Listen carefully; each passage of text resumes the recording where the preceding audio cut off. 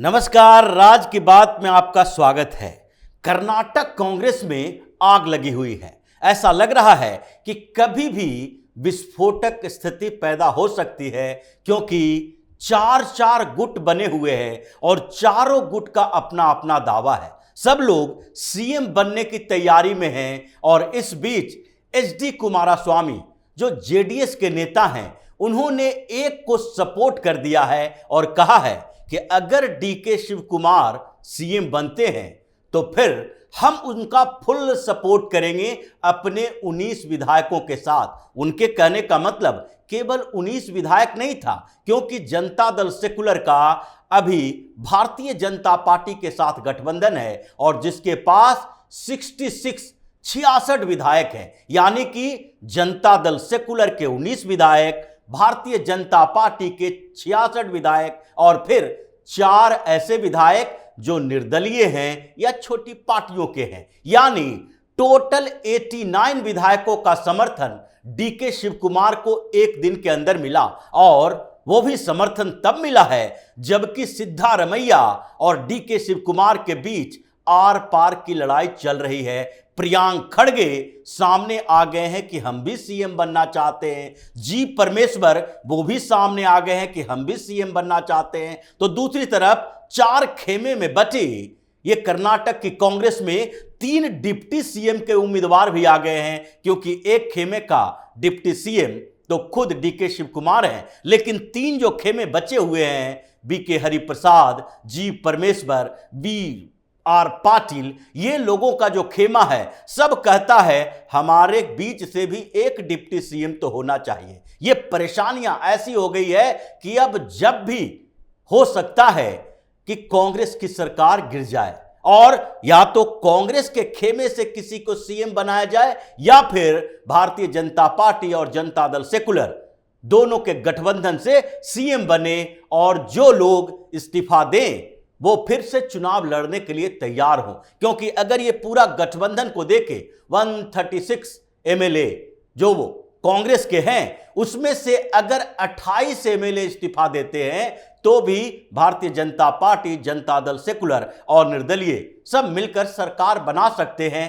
केवल 28 एमएलए की जरूरत है। जबकि पिछली बार 2019 की बात करें तो उस समय भी 17 एमएलए ने इस्तीफा देकर भारतीय जनता पार्टी की सरकार बनाई थी। कांग्रेस के टोटल 19 विधायकों ने इस्तीफा दिया था, तब भारतीय जनता पार्टी की सरकार बनी थी और इस बार 28 विधायकों की जरूरत है। लेकिन जो समस्याएं पैदा हुई है उसमें कहा नहीं जा सकता कि केवल 28 विधायक इस्तीफा देंगे, क्योंकि मुरुगेश निरानी ने एक बड़ा खुलासा किया कि जिस तरीके से 4 खेमे में कांग्रेस पार्टी बटी हुई है, जल्द ही लगभग कांग्रेस के 50 विधायक इस्तीफा देने वाले हैं। वो भारतीय जनता पार्टी के साथ आने वाले हैं, क्योंकि ये भारतीय जनता पार्टी के नेता हैं, पूर्व विधायक हैं, मंत्री रहे हैं। तो इन्होंने साफ तौर पर कहा कि 1-2 नहीं, लगभग 50 विधायक हैं, नाराज चल रहे हैं।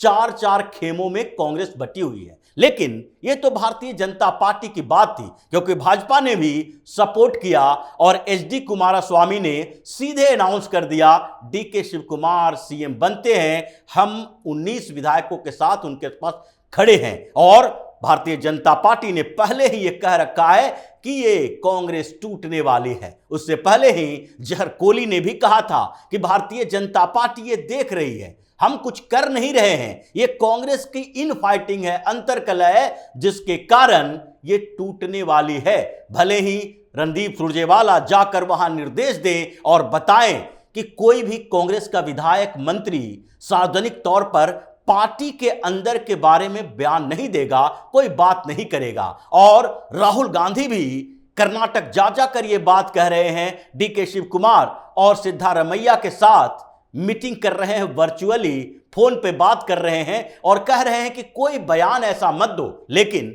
बयान तो है, और बयान ये 5 दिनों में इतने आए और इस तरह के आए कि लगता है कि अगले 1 महीने के अंदर सरकार गिरने की नौबत आ जाएगी। 2 नवंबर को सिद्धारमैया, सीएम सिद्धारमैया ने एक बयान दिया। उनसे पत्रकार पूछ रहा था, मीटिंग हो रही थी, कि कर्नाटक में कंफ्यूजन की स्थिति है, कांग्रेस के अंदर जो गुटबाजी चल रही है उससे लोग ये सवाल पूछ रहे हैं कि क्या अगले कुछ समय के बाद सिद्धारमैया सीएम रहेंगे, या सिद्धारमैया के साथ जो नेगोशिएशन हुआ था दिल्ली में उसमें साफ तौर पर कहा गया था 2.5 साल सिद्धारमैया, 2.5 साल डीके शिव कुमार, तो क्या कुछ समय के बाद सिद्धारमैया अपने आप इस्तीफा देंगे? 2 नवंबर को सिद्धारमैया ने कहा, हम अभी सीएम हैं और अगले 5 साल तक सीएम रहेंगे, यानी हम अपना कार्यकाल पूरा करेंगे, इसमें कोई दो राय नहीं है, किसी तरह का कोई कंफ्यूजन नहीं है कि हम सीएम बने रहेंगे। लेकिन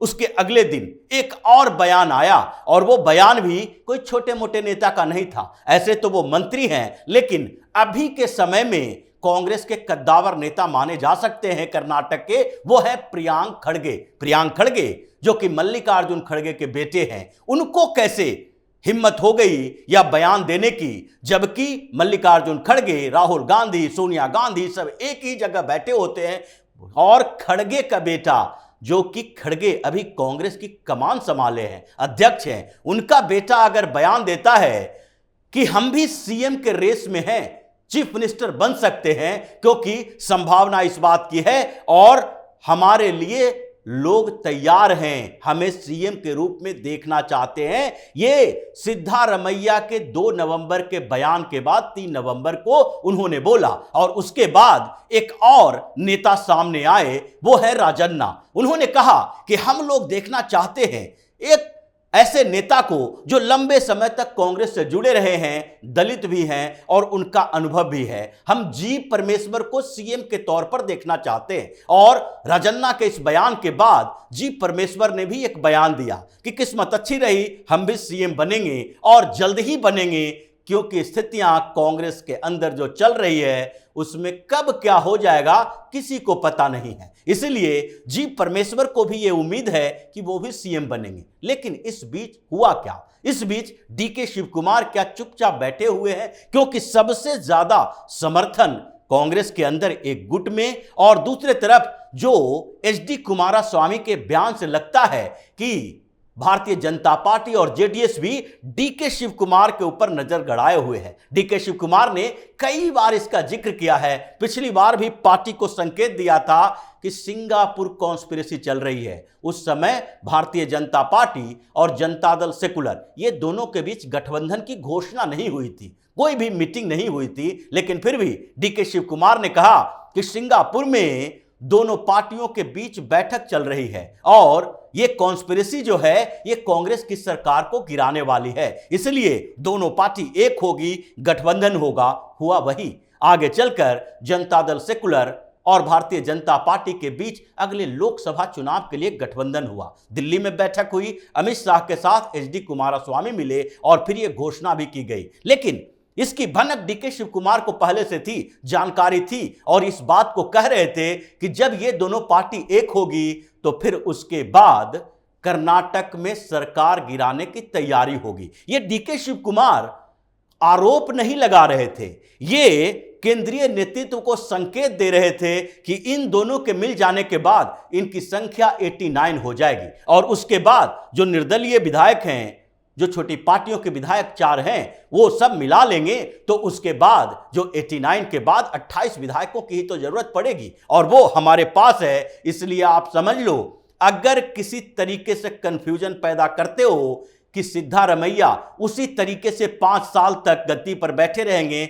जैसे आपने वादा किया था छत्तीसगढ़ में कि टीएस सिंहदेव और भूपेश बघेल 2.5 साल सीएम रहेंगे, लेकिन पूरे 5 साल तक भूपेश बघेल को आपने सीएम बना दिया। यह अविश्वास तो है, और इसलिए एचडी कुमारस्वामी ने साफ तौर पर कहा डीके का हम सपोर्ट करते हैं, उनके साथ खड़े हैं, अपने विधायकों के लेकर सपोर्ट के साथ। इसलिए अब फिर से एक बैठक हुई 5 नवंबर को, वहां पर 19 मंत्रियों के साथ सिद्धारमैया ने बैठक की और कहा यह पूरा कंफ्यूजन की स्थिति कर्नाटक में चल रही है सीएम को लेकर, डिप्टी सीएम को लेकर, क्योंकि 3 डिप्टी सीएम के उम्मीदवार, 2 नए सीएम के उम्मीदवार आ गए। पहले तो डीके शिव कुमार उम्मीदवार के तौर पर माने जाते थे कि अगला सीएम बन सकते हैं सिद्धारमैया के बाद, लेकिन प्रियांक खड़गे ने भी बोल दिया, उसके बाद जी परमेश्वर ने भी बोल दिया। तो इतने सीएम के उम्मीदवार, तीन तीन और डिप्टी सीएम के उम्मीदवार, एक डिप्टी सीएम तो पहले से हैं, ऐसे में कर्नाटक में क्या हो सकता है? ये बात जब आई तो बैठक के दौरान ही हंगामा खड़ा हो गया, बवाल हुआ, क्योंकि सबसे पहला सवाल तो सिद्धारमैया के ऊपर था कि जब आपसे ये पूछा गया तो आपने अपना मुंह खोलते ही ये क्यों कह दिया कि अगले 5 साल, ये पूरे कार्यकाल तक हम ही सीएम रहेंगे? आपको इस पर चुप होना चाहिए था। एक जवाब तो ये भी था कि ये जो आगे सीएम के परिवर्तन की बात है या फिर जो भी नेतृत्व परिवर्तन का फैसला है, ये हम अकेले नहीं ले सकते, ये पार्टी संगठन ले सकती है, आला कमान ले सकते हैं, या सब मिलजुल कर तय करेंगे हमें कब तक सीएम की जिम्मेदारी संभालनी है, कब तक दूसरे को सीएम बनाना है। जैसा कि बीएस येदियुरप्पा ने कहा था जब उनको सीएम पद से हटाया गया था, उन्होंने साफ तौर पर कहा था कि हम अकेले पार्टी नहीं है और हम कोई निर्णय नहीं ले सकते। अगर नेतृत्व को लगता है कि हमारी जगह किसी और को सीएम बनाना चाहिए तो बना देना चाहिए, और हम पूरी खुशी के साथ ये स्वीकार करते हैं कि पार्टी के लिए हम काम करते रहेंगे। यही बीएस येदियुरप्पा ने कहा था जब उनको सीएम पद से इस्तीफा देना पड़ा था और उसके बाद वासवराज बोम्मई को सीएम बनाया गया था। लेकिन आपने सीधे तौर पर बोल दिया कि हम तो 5 साल तक सीएम रहेंगे।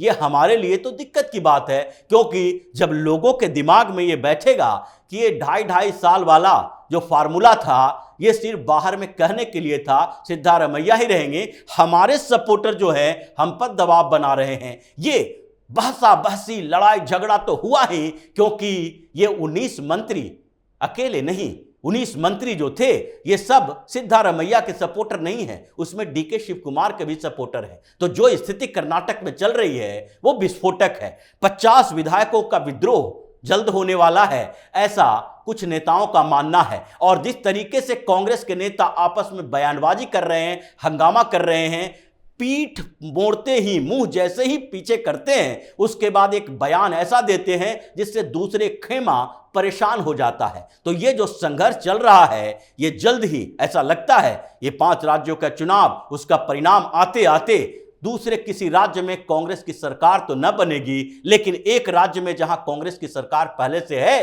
कर्नाटक में, वो जल्द ही गिरने वाली है। तो इसी तरह की खबरों के साथ फिर से हाजिर होंगे, तब तक के लिए बने रहिए हमारे साथ और देते रहिए हमें सहयोग, ताकि इसी तरह की खबर हम आपके लिए लाते रहें। धन्यवाद।